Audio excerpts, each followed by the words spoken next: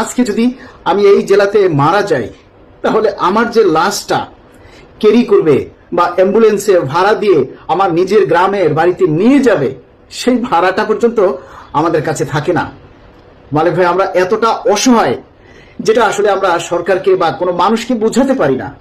মাননীয় প্রধানমন্ত্রী, এই ভাইয়ের এই কথাটা শোনার পর আমি 5 মিনিট শুধু অঝরে কান্না করেছি।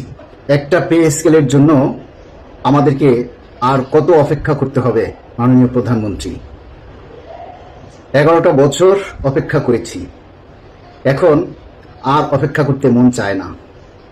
আমাদের প্রতিটা কর্মচারী শুধু অধীর আগ্রহে তীর্থের কাকের মতো তাকিয়ে আছে কখন প্রজ্ঞাপন বের হবে, শুধু এই আশায়। বাজারের ঊর্ধ্বগতি, দ্রব্যমূল্যের সাথে নাকানি চুবানি খেতে খেতে প্রতিটা কর্মচারী ধার দেনায় গলা পর্যন্ত হয়ে গেছে। আমরা আসলে সত্যি আর পারছি না।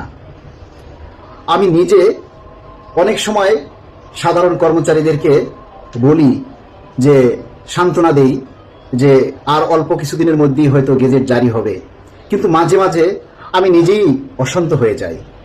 মানুষকে আর কত ধৈর্য ধারণ করতে বলা যায়? মানুষকে আসলে আর কতটা